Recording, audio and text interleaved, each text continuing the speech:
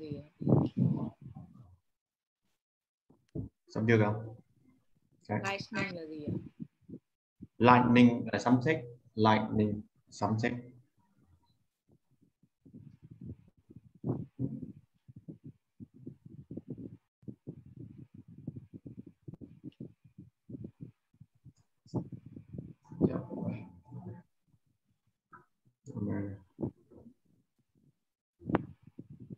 Okay.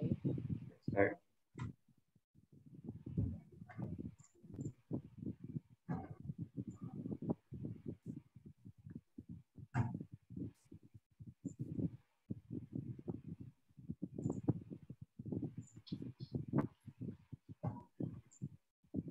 Nghe một lần nữa nha, nghe lần trước đã, nghe một lần không rồi mình chọn. Ok, cho nó khó một chút.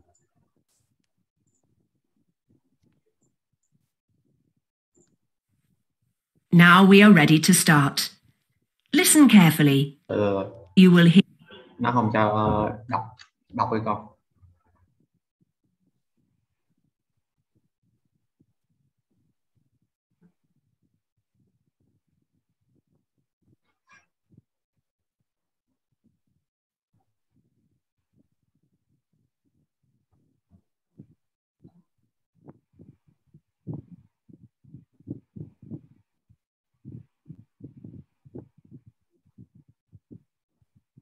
Okay.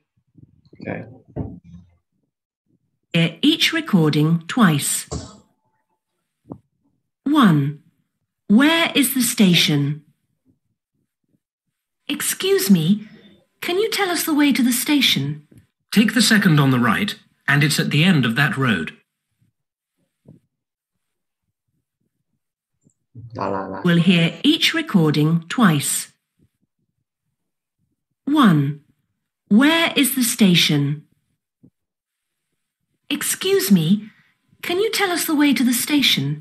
Take the second on the right, and it's at the end of that road.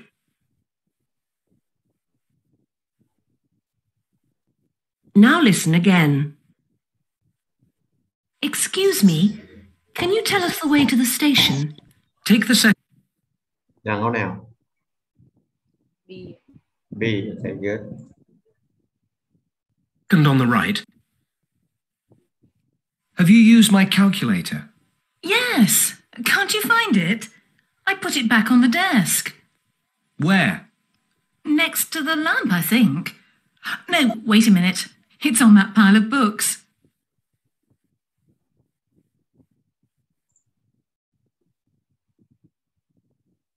Thế nào?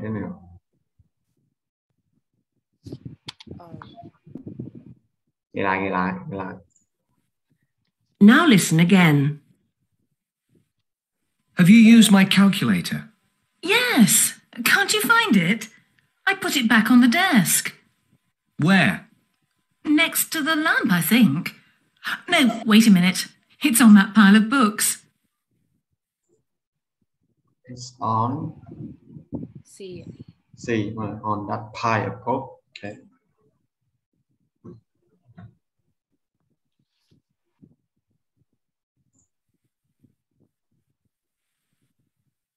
Three. Where is Helen? Is Helen here? Yes, she's over there, next to the man in the shorts. Who's that with her? Her brother, I think.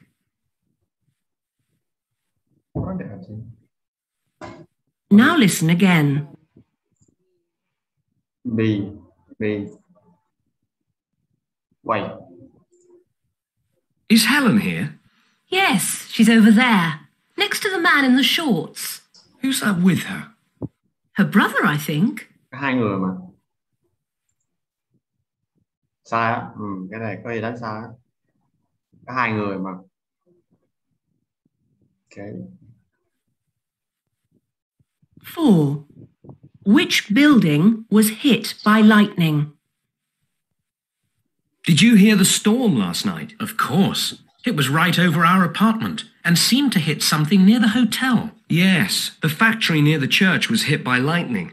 It's lucky no one was at work.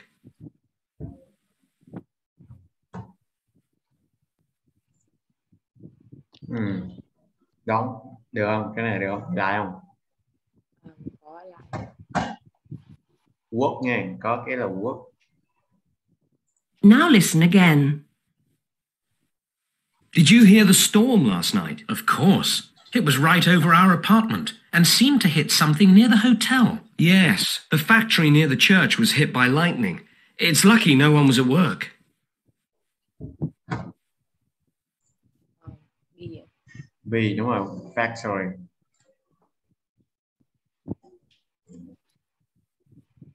Five. What does the woman want to buy? Now I've bought this skirt, I think I need some new shoes to go with it.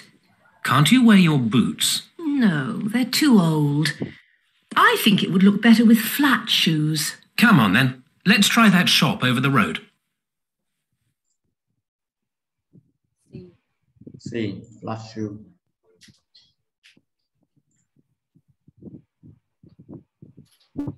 Now listen again.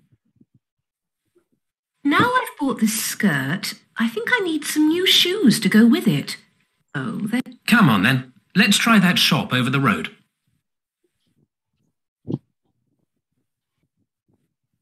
Six. Which picture does the woman decide to send? My mother wants me to send her a photo of our new house. Which one shall I send? This one is nice, with the children playing in the back garden. I prefer this one, with you standing by the front door. I'll send her that one then.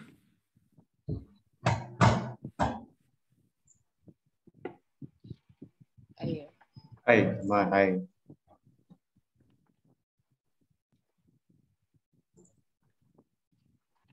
With the children playing in the back garden. 7. Which hotel has the man chosen? Have you decided which hotel you're going to stay in? Oh yes, it's the largest in the area. It's got 4 floors and it's right on the seashore. And there's an outdoor pool as well. So we'll be able to swim every day.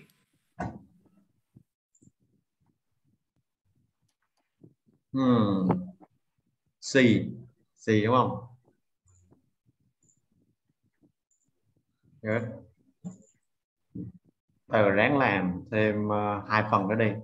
Hãy chuyển qua cho con coi cái history, cuộc sống ở thời Trung Cổ như thế này. Đổi gió chút. 2 cái nữa là ok. Đọc.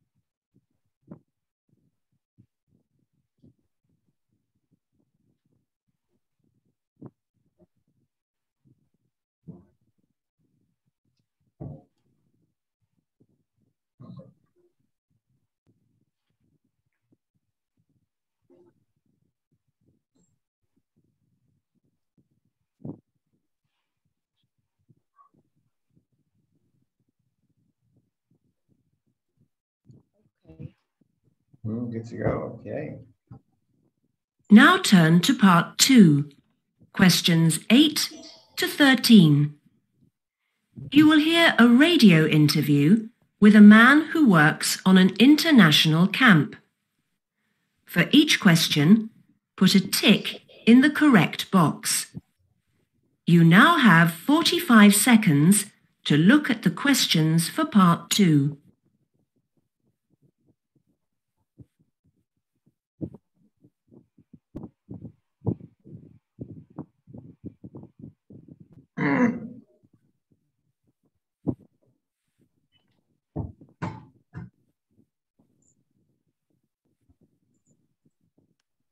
Now we are ready to start. Listen carefully. You will hear the recording twice. Hi there. On last week's programme, we interviewed the man behind the idea of the international camps. So I thought that this week you'd be interested to hear more about one of the camps, which will be held later this year. Over to you, Michael.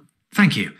Yes, the camp is open to everyone between the ages of 18 to 23. You don't have to be a student. You don't even have to be employed.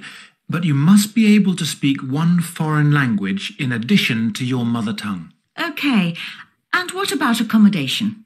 Well, the international camp organisers supply tents which sleep up to 4 people, but you are unlikely to know the people who you'll be sharing a tent with. The nationalities are mixed, so you'll be sharing with people who may not even speak your language. Sounds interesting. Who does the cooking at the camp? Everybody is expected to help with the running of the camp. That means helping to prepare food, keeping the campsite clean and tidy, and so on. The camp organisers are looking for people who can get along with others, whatever happens. And is there anything you need to take? Well, as I've said, tents are provided, but you'll need to bring your own pillow, knife, fork and spoon. If you get chosen, you're also asked to bring along photographs, postcards, anything that shows some of the traditions and customs of your own country. Everything goes into an exhibition at the start of the camp, together with a huge map of the world showing the different countries people come from. And is there any entertainment? Yes, there is. Everyone helps to provide the camp entertainment. You are expected to sing, dance, or play something musical. It doesn't matter how good or bad you are. There is a space on the form to write down what you can do. Sounds great fun. And what does it all cost? Well, you have to find your own way to the camp, so it's up to you whether you fly, cycle, walk, hitchhike or whatever. The charge for a week's camp is $300, but you'll have to change that into your own currency to get a better idea of the cost. You have to pay the full cost before you arrive, but you can pay in any currency you want, or you can use a credit card if you have one. Right, now for the phone number to ring. It's 0124... Khó, hay khó. Con làm được mấy câu? Ba câu. Ok. Đó, câu nào là được 11, 12, 14, 13 hả? 10, 11, 12. 11, 12. Nghe lại. Now listen again. Hi there. On last week's programme, we interviewed the man behind the idea of the international camps. So I thought that this week you'd be interested to hear more about one of the camps, which will be held later this year. Over to you, Michael. Thank you. Yes, the camp is open to everyone between the ages of 18 to 23. You don't have to be a student. You don't even have to be employed. But you must be able to speak one foreign language in addition to your mother tongue. OK.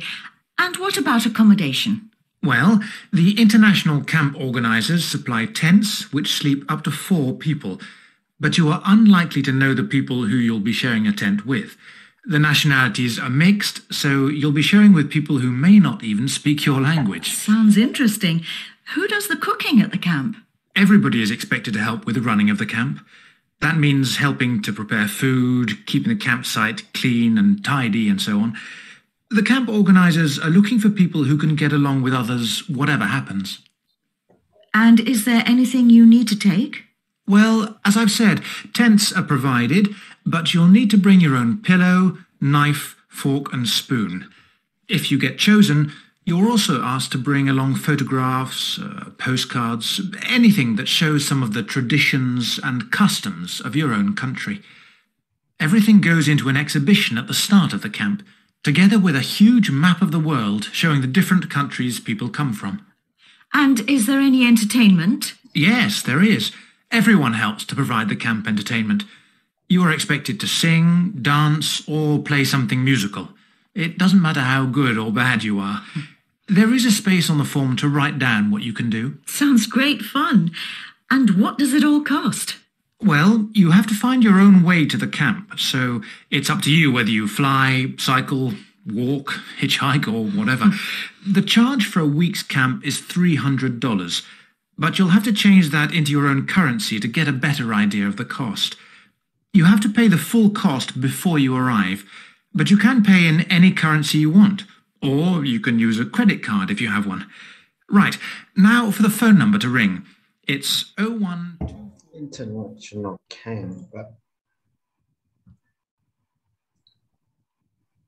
So chắc là C. 8C đúng rồi, 8C. 9A. Mixture with fill 4 order rồi. 10C. Able to mix well, okay. 11B. B, a picture. Nó kêu là a picture to show the tradition. Okay. Tí. Tradition. Map là khúc sau, Wow. B. B, đúng rồi. Chào 9. 13. C. Cái nào không? C. C. Okay. Yeah, before the camp start. Nè, cái câu 11 nè. Cái đi chạy attend là chắc chắn là không rồi. Nhưng mà a map với là picture đúng không? A map mình đâu có biết chỗ nào đâu, mình suy luận cũng được. Đấy, nó hơi không hợp lý. Đúng không? Mình đâu biết chỗ nào đâu, sao mà có thể mang cái bản đồ ở chỗ đó. Nghe là câu đó nha. With others, whatever happens. And is there anything you need to take? Well, as I've said, tents are provided, but you'll need to bring your own pillow, knife, fork and spoon. If you get chosen, you're also asked to bring along photographs, postcards, anything that shows some of the traditions and customs of your own country. Everything goes into an exhibition. Đó nghe không? Show your tradition. Okay. Hôm nào ta okay. Well, as I said, tell about it. If you get chosen, you also asked to bring along photograph, postcard, and then the show of the tradition, custom of your country. Everything go into an exhibition at the start. Exhibition là cái triển lãm nè. Mấy cái đó để trưng bày. Okay, everything go into an exhibition together with a huge map of the world. Together with a huge map of the world and showing the different countries we all come from. Đúng rồi, nghe cái khúc sau nó hơi không rõ. Mother tongue, okay, in addition, supply, provide. Cái mother tongue phải nhớ nha, mother tongue là lớp 9 như học. Mother tongue. Mother tongue như là lớp 9 học. Mother tongue. Nó giống native, native language. Yeah. Bản địa, tiếng Mỹ địa.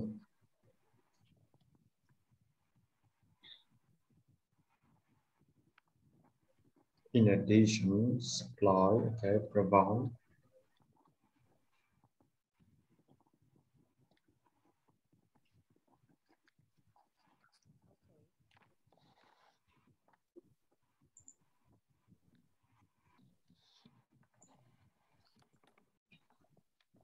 Shop, okay. Okay, cái này chắc không đến nổi. With for length time stay. Thời gian. Work as. Work for. Got of that.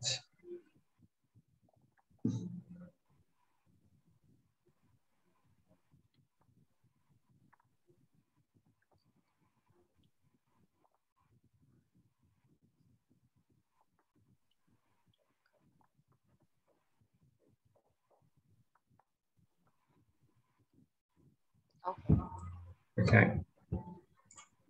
Now turn to part 3, questions 14 to 19. You will hear a young woman who has applied for an office job talking about her jobs abroad.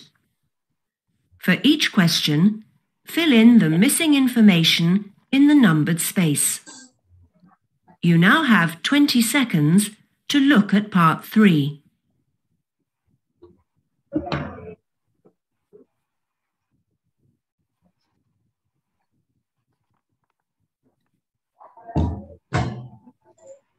Live twice. Hello, Miss Brownlow. Come and sit down. Now, I'd like you to tell me more about the 2 years you spent abroad after leaving school. Oh, right. Well, I decided to go abroad to see the world. I only intended staying for 6 months, but in the end, I stayed 2 years. First of all, I worked for a family. I looked after their 3 children, all under the age of 10, so I was kept very busy. I really liked the family, but after 6 months, I was ready for a change, although I didn't want to come home. Then I applied for a job in a hotel as a receptionist. That way I could still practice my languages. And it was really good because I had my own room in the hotel and I had all my meals there as well. And then the hotel closed down. But the manager offered me a job in a bakery. It belonged to his brother, and I worked there for almost a year. At the beginning, it was really hard because I had to get up so early in the morning, around 4 o'clock every day. But once I got used to that, it was great because I'd finished work by 2 o'clock in the afternoon and the rest of the time was my own. But my parents thought I ought to come home and get a proper job. I suppose they were right. So that's when I applied for the job with the Bank International in their foreign department. And so I continued to use my languages. You've had quite a lot of experience, haven't you? Now, if I could ask you... Này dễ hơn này, dễ hơn. Cái cuối làm kịp không? Cái cuối nghe kịp không? Còn cái 16 và 19 chưa kịp. Work second as in a hotel. Có một cái có khi con không biết, có khi con còn chưa có biết cái chức vụ đó.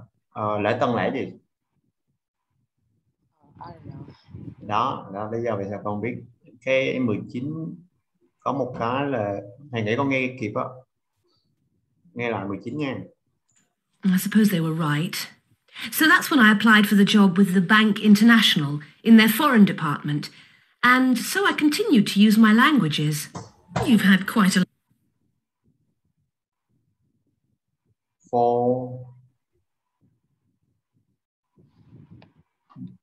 Nó qua rồi. Foreign department, ban đối ngoại. Foreign nước ngoài con. Foreign. Okay, foreign department là ban nha. Okay. Tàu quên 14 và family. Okay. Length of time of stay.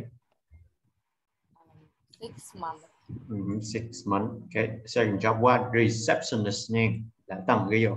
Receptionist.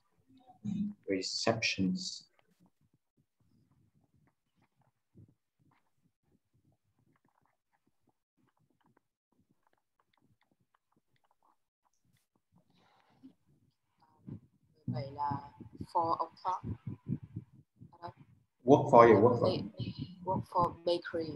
Bakery, okay. Got up 4 o'clock, yes. Foreign department nha. Foreign department.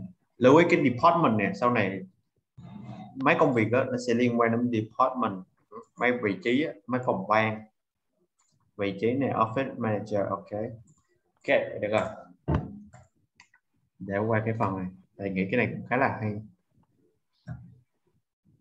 Bởi giờ thầy cũng vô tình thấy cũng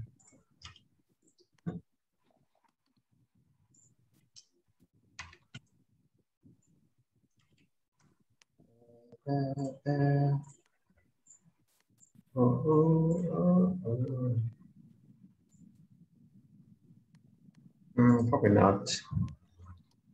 Mình sẽ đi về cái thời Trung Cổ, người ta sống như thế nào.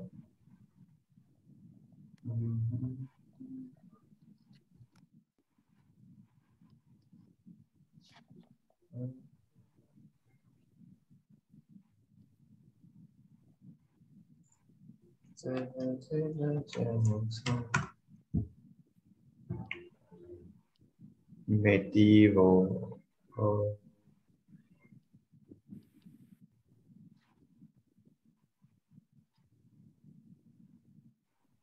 Mongol racing.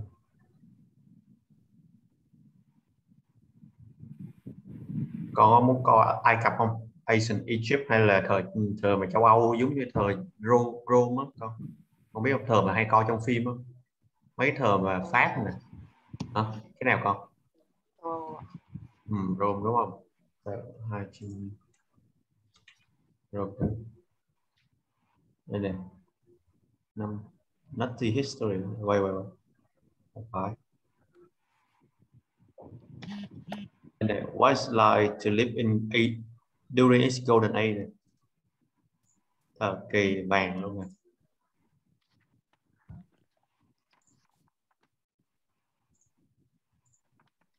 The hottest place to live from the 2nd century BC through the 2nd century AD was no doubt ancient Rome. Though like any major city, it wasn't always sunshine and rainbows. Sometimes it was insanely loud streets and using something called a communal sponge to wipe your bum with. Today we're looking at what was life like in ancient Rome during the Golden Age. But before we dive into the glamorous life of the Romans, be sure to click and subscribe to never. As early as 6th century BC, Rome began taking census information to assist with the needs of the growing population. The population of Rome was generally believed to be in the hundreds of thousands during the 1st century BC and shooting up as high as 800,000 by the reign of Augustus and hitting as many as a cool million during the 2nd century AD. Rome was a hodgepodge of free men and women with varying degrees of wealth, and some not so free men and women who contributed to the population frenzy that created a very crowded city with not a lot of space to accommodate its people. Housing was extremely limited with a population of this size, so the city developed insulae, or tenements. Insulae consisted of numerous apartments alongside businesses and shops with large numbers of people living in close confines. They were several stories high, poorly built, and home to a variety of income levels, both poor and only kind of poor. They were also susceptible to being on fire, collapse, and aided in the spread of disease. Susceptible là dễ nha, susceptible dễ cháy, sập, collapse sập. Đấy. Fire, collapse, and aided in the spread of disease. An alternative to the ever-appealing dorm room coffin-like insulae was a single-family home known as the domus. The domus was appealing to the wealthier Roman resident, and the richer the Roman, the bigger the domus.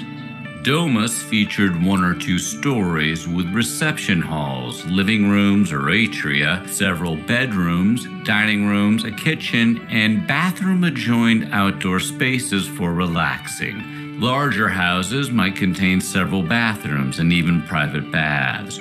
Doing your business in private wasn't a guarantee in ancient Rome. A domus in Rome was smaller than most houses in other cities due to the tight topography and space of the city during the Roman Empire. The locations of domus in Rome are difficult to pin down, but it's presumed they were located outside the danger of a rising Tiber River and close to places of imperial importance.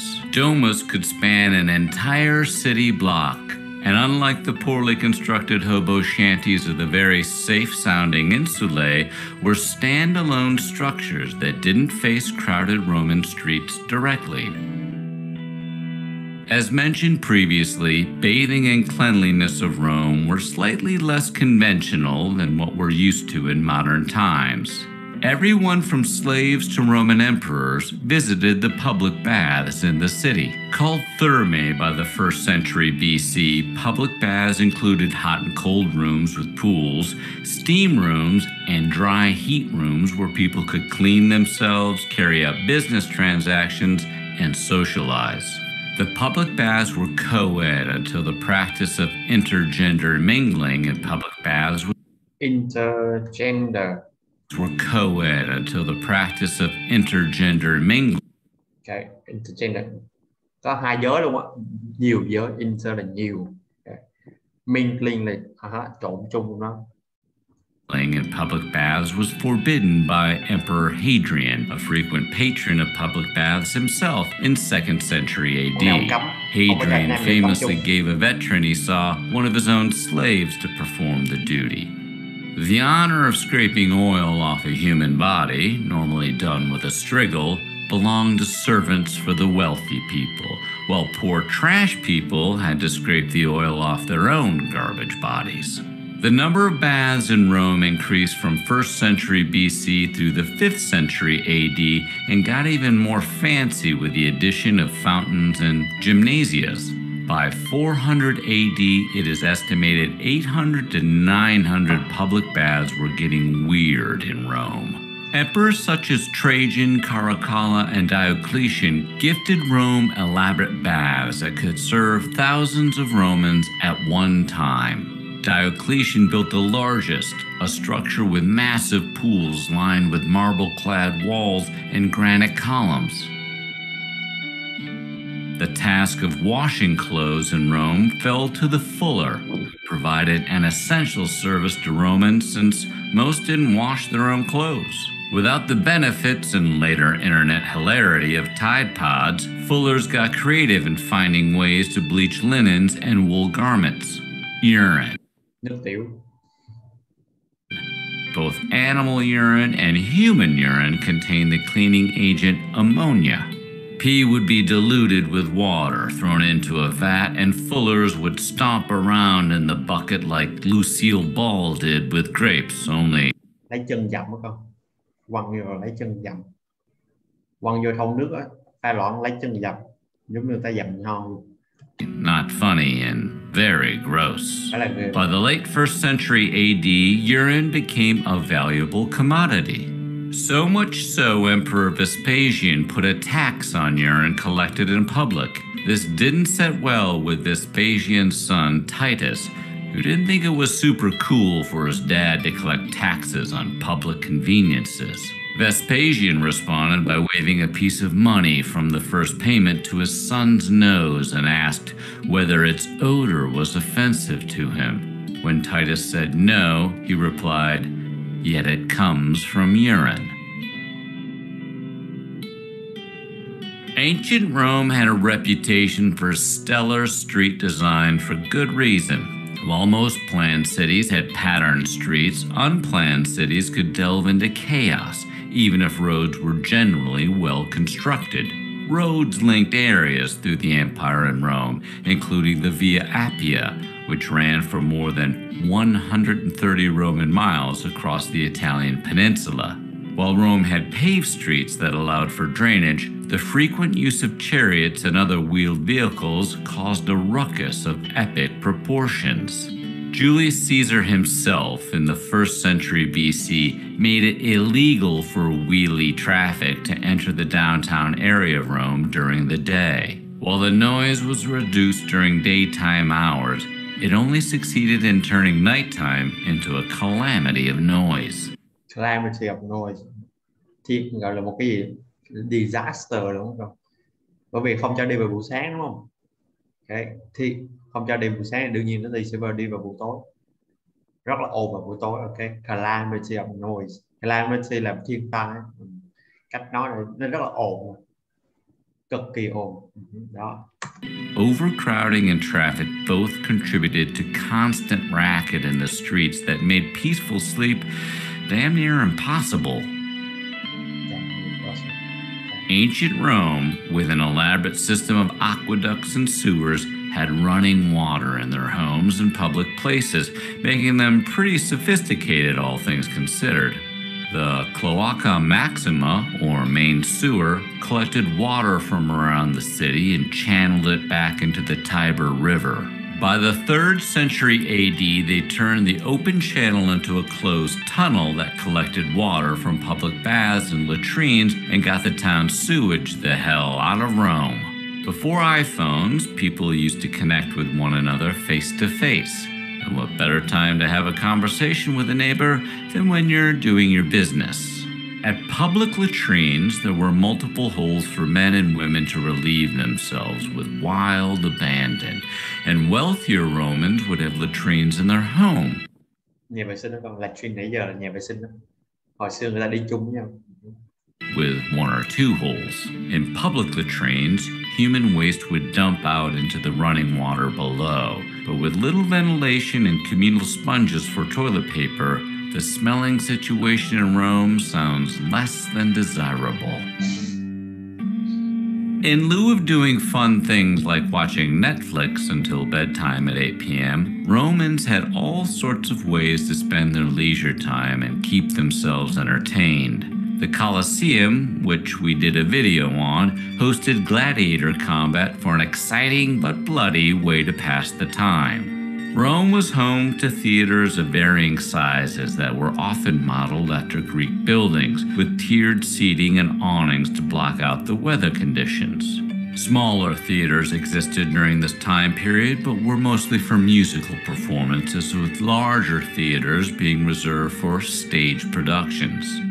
Not everyone thought it was okay to have fun, though. Roman satirist Juvenal made the petty observation that the citizens of Rome only cared about bread and circuses, losing sight of their role in politics in exchange for food and fun, an inalienable human right that is still practiced today by most people.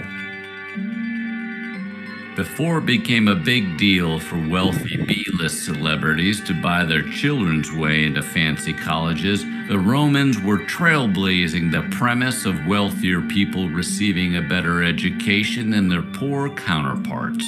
There were no public schools in Rome, and kids received most of their basic instruction from their parents before being sent to a teacher or tutor to finish the job. The father would teach his son how to read and write and do physical, manly stuff, while the women were tasked with training their daughters on how to get married. Lesson plans from teachers and tutors were determined by the amount of money parents were contributing to their education. Wealthy Romans snatched up the best tutors or employed literate trained slaves to educate their children. Other occasions saw the rich kids sent off to school with a pedagogue in tow. Somebody who carried the young students' books, escorted them to classes, and made sure the children behaved themselves. Poorer Romans, meanwhile, could skip formal education altogether and go into the family trade. Education was also based on gender, with males studying logic, literature, and philosophy, and the women were taught how to read and write, and that's it. Women didn't need a lot of formal education in Rome because women weren't expected to do a lot. The role of a woman in Rome was determined by her social status, wealth, location, and the auspices of her male guardian, be it her father, husband, brother, or even her son. They had very few legal rights, couldn't even vote, and were prohibited from entering politics by holding public office. They could, however, own property and work outside of the home as a wet nurse, a midwife, an agricultural laborer, or in the marketplace. Women on the lower end of financial luck and social nobodies were relegated to being mothers and providers. While the job opportunities for women were sparse, they could produce crafts or other artisan goods for the home. And while women did provide assistance to the working men in the family businesses, women who were not crafty or educated may have turned to prostitution. Wealthy women had fewer responsibilities in domestic chores, which left them with more time for leisurely activities like checking out a matinee gladiator show or just having lunch with the gals. One last option for women during this time was the life of a priestess. Vestal virgins, for example, dedicated their lives to Vesta, the goddess of the hearth, by committing to 30 years of chastity. Ancient Rome loved their religions. There were temples to gods within the Roman pantheon throughout the city that acted as links between human existence and divine presence.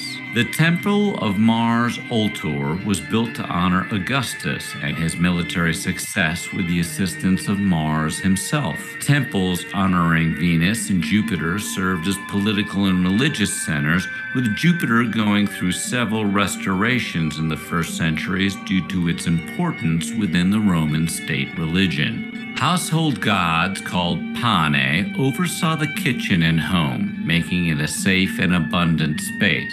Other house gods, Larrys, were answering communion with them in the most real to the land.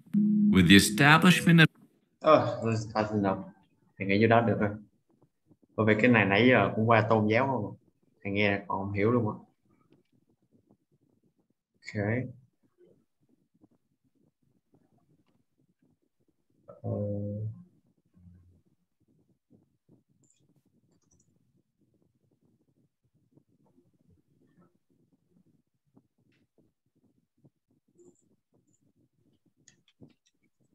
Coi cái Europe.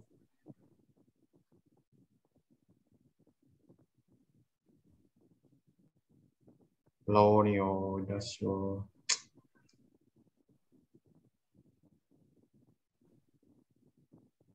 Đây này, medieval. Nó quay quá.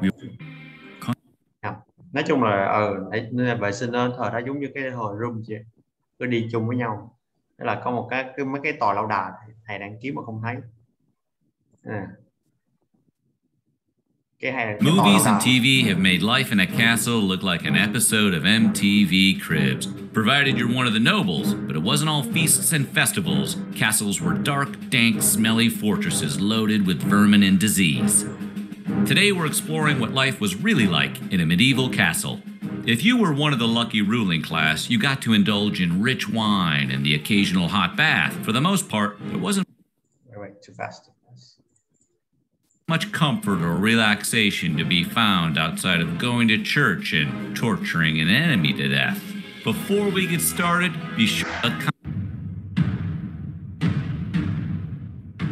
For Europeans in medieval times, plumbing was a distant dream, which means there was no such thing as running water and absolutely no way to flush a toilet.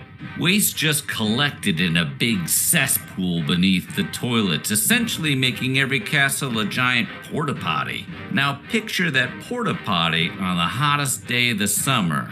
Maybe that's why everyone on Game of Thrones is so angry all the time. And it wasn't just the perpetual stench of feces making castle life stinky. No running water means no baths unless you were super rich. So all the servants in a castle were running around smelling as ripe as my old gym bag. On top of that, the servants couldn't afford medicine like lords and nobles could, so your average castle dweller was wandering around intensely ill and trying to make do with home remedies or praying to God it would go away. And hey, speaking of those toilets,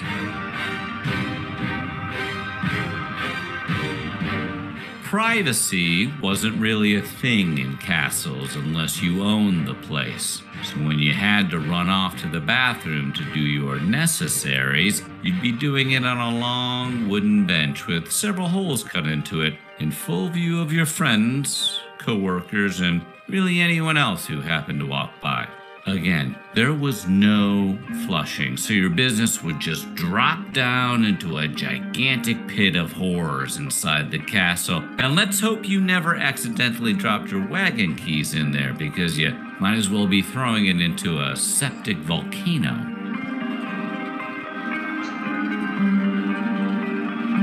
You know how cramped the house gets when one or two relatives come to visit? Multiply that times 100, and that's what living in a castle was like.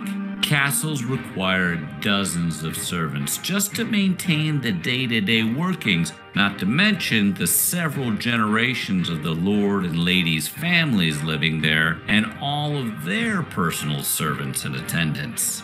It was like living in a tiny, cramped city, all serving the needs of a single family. We've all seen enough fantasy films and Disney cartoons to know that castles had dungeons where the lord and lady could throw criminals, political opponents, or really anyone who happened to offend them at any particular moment. What they tend to skip in the Disney films is that these prisoners were routinely tortured in grotesque ways. One popular method involved letting the prisoner be eaten alive from the inside out by hungry rats. Isn't that fun to watch? In addition to being just plain old sadistic, the common belief was that the extreme pain helped cleanse a person of their sins, which brings terrifying new meaning to the phrase, "This is for your own good." Hành hạ để thanh tẩy cái tội lỗi, tức là tâm hồn. Nỗi đau. And while we're talking about rats, rats can be tricky to deal with even today, so imagine what it was like living in a gigantic, dark, damp castle with no modern traps or pest control. Rats were everywhere, and there really wasn't much you could do about them. You just sort of accepted rat infestation as a part of normal life, kind of like the Chevy Malibu of the day. After a while, you'd imagine people would get used to the rats, but many medieval folks were deathly afraid of them. Certainly didn't help that they were a popular instrument of torture, or that around this time they carried a plague that eradicated around half the population of Europe.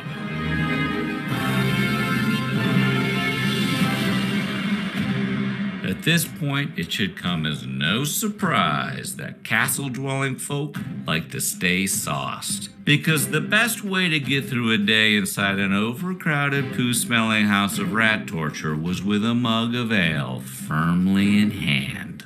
The lords and ladies got to drink pretty much whatever they wanted, including fine wines, beers, and spirits, but the servants, they had to take what they could get. It was actually safer to drink alcohol than water, because most water you could find would be so contaminated, the TSA would confiscate it as a weapon. Tại đâu có nước, chỉ có rượu.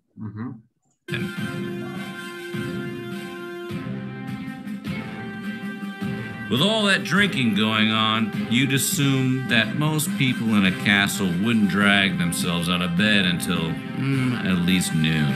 And while that may have been true for the lords, the servants had to get up to work as soon as the sun came up. Electricity obviously didn't exist yet, so sunlight was crucially important. Castles are dark places, even during the day, so the servants had to capitalize on every second of sunlight just to get their work done. Even if you didn't work in a castle, unless you were wealthy, odds are you worked as a merchant or a craftsman or laborer, so you had to be up at the crack of dawn if you expected to make any money. Contrary to popular belief, people liked taking baths in medieval times as much as they do today. It's just that clean water was hard to come by, especially for the lower class. We really can't stress how important plumbing is. The tub itself was a cartoonishly giant wooden bucket that could be carried from room to room in the castle for people to bathe in. Didn't approach the definition of either hygienic or private, but at least you got to scrub off some of that castle funk.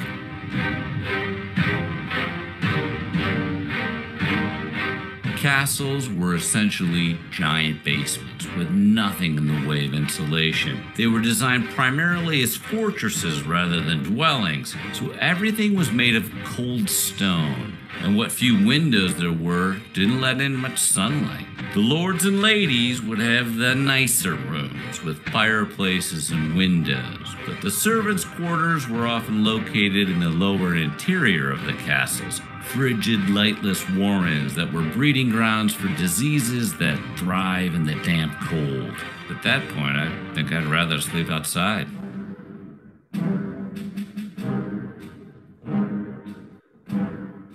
There was always something going on in a castle, whether celebrating some festival or holiday or entertaining a visiting noble family. So consequently, huge, extravagant meals were the norm rather than the exception. If you were one of the cooks, you got to spend all day preparing the feast and then have your own meager meal in the kitchen. Meanwhile, the lords and ladies of the house would entertain their guests at a long wooden meal table with people seated according to their importance. The important people would be seated at the head of the table, while the servants would be tucked all the way in the back, out of sight. Because nothing ruins a meal like having to look at poor people. It's like going to the Waffle House after your wedding. but sadder.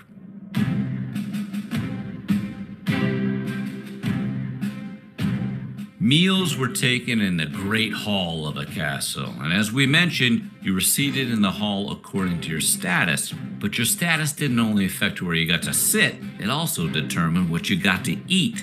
The lord and lady and their family and guests would be served gourmet dishes with exotic spices and lavish ingredients. If you were a servant, however, you got to watch them eat this food while tucking in some stew or a meat pie at the dim end of the table. But hey, it could be worse. At least you're eating. More than 85% of a town's residents were considered peasants and weren't allowed inside the castle. So even though they were working the land for the lord or lady, it was up to them to feed themselves and their families. The lord and lady of a castle were responsible for governing the land, which included regularly making a bunch of difficult decisions and engaging in fierce political negotiations. So they couldn't be bothered with trivial matters like preparing their meals or making sure the castle didn't fall into disrepair. That's why every castle had a huge staff of servants. In addition to the standard housekeeping duties required to keep the castle running, they also had to attend to the every need and whim of the lord and lady and their families. Nobody's job was easy, but at least the lords and ladies got to kick back once in a while.